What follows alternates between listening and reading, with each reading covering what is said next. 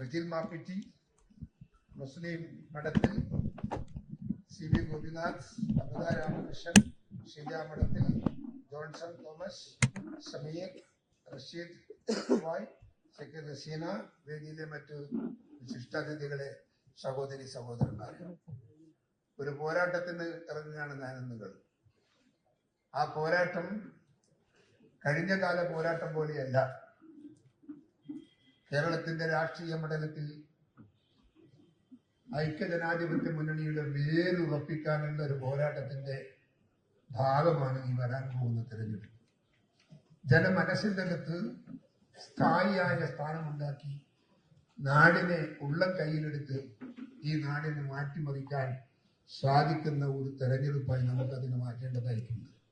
ആ മാറ്റത്തിന് ഞാനും നിങ്ങളും ഇത്തിരി വിയർപ്പൊഴുക്കണം.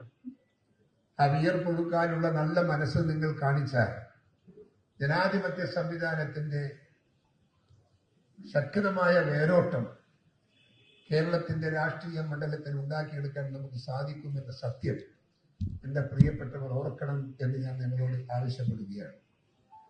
ഇതിന് കേവലം ഒരു പ്രസംഗമല്ല, ആത്മാർത്ഥമായി മനസ്സിൽ നിന്ന് വരുന്ന സ്നേഹമസൃണമായ അപേക്ഷയാണ് എന്ന് നിങ്ങളെ ഞാൻ ഓർമ്മിപ്പിക്കുന്നു.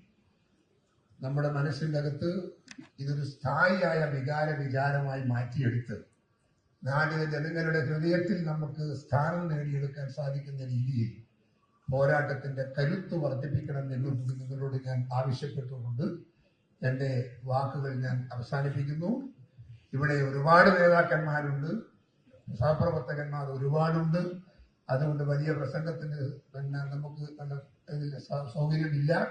എനിക്ക് ഇനിയും 4-5 പരിപാടിയിൽ പങ്കെടുക്കാനുണ്ട്.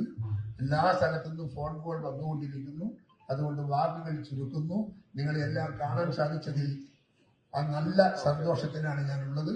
ആ സന്തോഷം അനുഭവിച്ചുകൊണ്ടും ആ സന്തോഷത്തിന്റെ സുഖരൂപമായ രാഷ്ട്രീയ സാഹചര്യം നുകർന്നുകൊണ്ടും ഞാൻ നിങ്ങളോട് താങ്ക്സ് പറയുന്നു, നിങ്ങളുടെ വിളയോദിക്കുന്നു. ഈ തീരുമാനം മനസ്സിന്റെ അകത്ത് ഉണ്ടാവട്ടെ എന്ന് പ്രാർത്ഥിക്കുന്നു.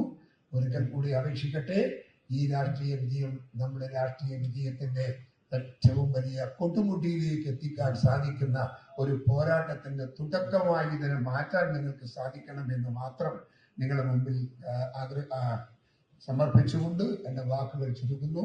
നിങ്ങൾക്കെല്ലാം നമസ്കാരം ചെയ്യും. പ്രിയപ്പെട്ട TO മോഹനാണ് നമ്മുടെ സ്ഥാനാർത്ഥി. ഞാനത് മറന്നുപോയി. മറക്കേണ്ടതല്ല, സത്യത്തില് ഒരു കർമ്മം മറന്ന പോലെയായിപ്പോയി.